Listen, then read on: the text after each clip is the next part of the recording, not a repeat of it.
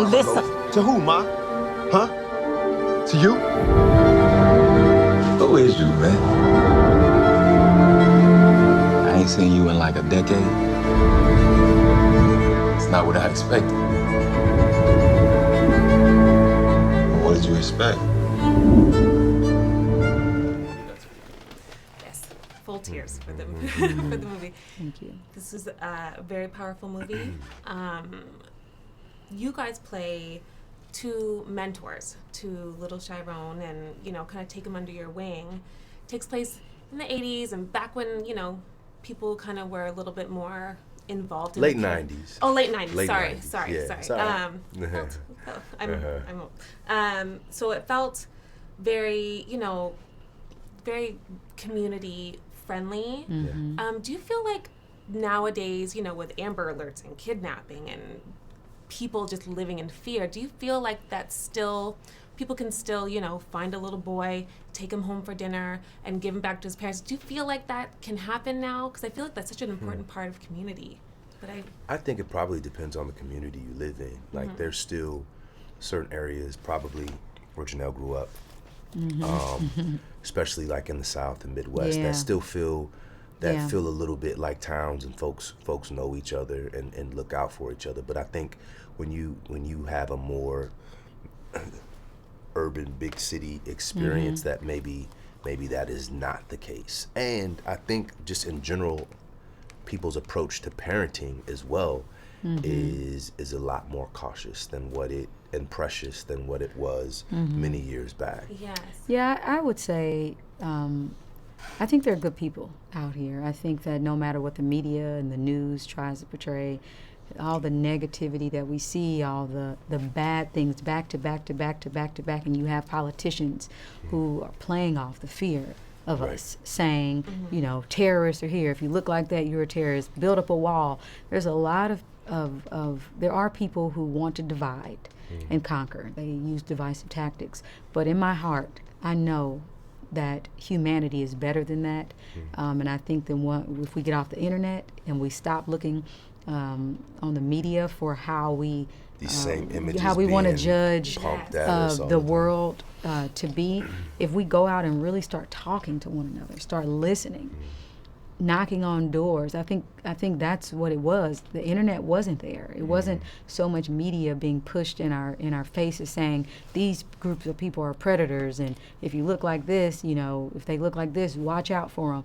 I think when you really go talk to people, you'll realize you have much more in common, and people are good people. Yes. Like, there are a lot of great people out here, and I want to see that highlighted, and I think that's why it was important for Mahershala and I to take these roles, to give an example of how we nurture a young man or a young child who is in need of mentorship. It's important that we do that. Because something that feels, for so many people that have responded, we've heard a lot, wow, this is so surprising to see these characters. Those are real normal to us and really growing up. We like know people those who, people. so it's the Yes. opposite Yes. experience. So Yeah. you haven't seen the camera pointed at Teresa and Awan Right. within the context of the story, or someone who kind of becomes your fake uncle, Right. and he looks out like, those are not, They're in our lives. those are They're in our there. lives. And even the drug dealers always like vilified, and you know what I mean? It's like they're just humans, and they're Absolutely. everyone has a Absolutely. heart, and I Right. totally received that from the movie. Right. Like I feel like that made it very clear. That's great. Yeah. And so this movie also focuses on life's big moments or even little moments and how they can affect your life forever, and you don't realize it until way down the line that moment was a really pivotal part. Now, do you guys have a moment like that, good or bad, that either someone helped you or came in, but that moment where you're like, that is when things changed? Do you guys have memories like that? Oh, several. Me too. Several of those moments. I mean, when I was reading, the script, I was crying. I think we both had a very visceral reaction to it, and we were just like, man, this reminds me of an aunt. For me, I had a younger aunt and an older female cousin that I would talk to as I was trying to navigate through life. And as I was trying to decide if I was going to embrace the things that made me unique, even if it made others uncomfortable, or if I was going to conform and just kind of hide myself. And I'm speaking from an artistic perspective.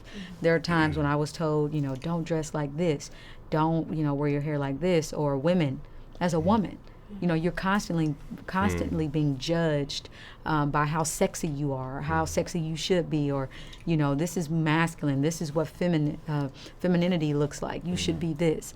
And I had to make some choices. And I think, Mahershala, you had a quote that you said to Chiron that, you have to decide who you gonna be. Right. And absolutely, in my life as an artist, just in general, I had to decide what kind of music I was going to make, how I wanted to be remembered, if I was going to, uplift and inspire, or if I was going to be a part of tearing down my community through my lyrics, through my art. I had to make those decisions, and it was women in my life who set me down, and I could talk through that with. Even if they didn't give me advice, just them listening, I could hear what I sounded like.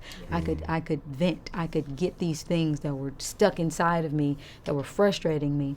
I could hear them, and it just subconsciously just changed me. I just felt like I had support. Well, you made the right decision. Thank you so much, guys. Thank you. Movie-